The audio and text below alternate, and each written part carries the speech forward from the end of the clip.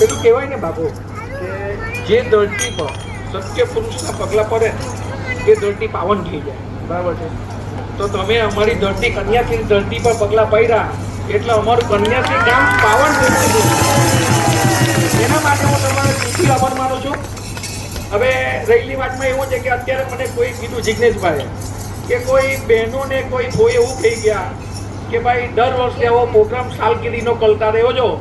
જોઈએ તો એમ કે કન્યાશ્રી વાળાથી કઈ પૈસાની કઈ તકલીફ પડે એમ કે તમારી બહેનો ઉઠાવું. અરે ભાઈઓ, હજુ તો અમે કન્યાશ્રી પરિવાર જીવતું છે, તમારું અહીંયા છે, પણ તમારા રૂપિયાનું કઈ નહીં, ખાલી તમારે આવવાનું ને તમારે આશીર્વાદ આપવાનું હોય, બીજું કઈ નહીં. બીજું એ કહેવાય બાપુ, એક અમારા ગામમાં બરિયા દાદાનું મંદિર નથી. બરાબર છે?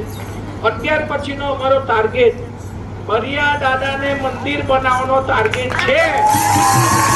મહાદેવની કૃપા થશે કે થોડા જ વર્ષોમાં એ કામ પૂરી કરીશું.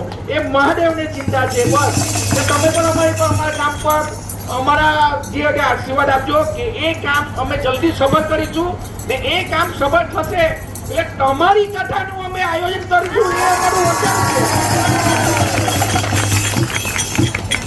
બીજું અમારા ગામમાં જે અમારા જુવાનીઓ મારા એકલાથી કે પોતાનું સપોર્ટેબલ નહીં હોય, આખું ગામનો સપોર્ટ અમને દિલથી મળ્યો છે. જે ગામમાં દાન પેટીમાં પૈસા આપ્યા, રોકડા પૈસા આપ્યા, જેને આપ્યા તેનો પણ અમે સમસ્ત કામ પરિવાર તરફથી હું આભાર માનું છું. અમારે તો એક વસ્તુ બાપુ નક્કી છે કે બોરાના જે કરે જે નક્કી હોય ખાલી કામ ઉપાડવાની હિંમત હોવી જોઈએ. એટલે બીજું બધું તો બોરે ના પેલો કહેવત છે ને, માગે 20 આપે 30 એવું છે કામ બાપુ અમારું. એટલે તમે આ અમારા કન્યાશ્રીમાં આવ્યા એના માટે અમે દિલથી આભાર માનીએ છીએ. કંઈક સમાદેવ તો માફી કરજો. હર હર મહાદેવ.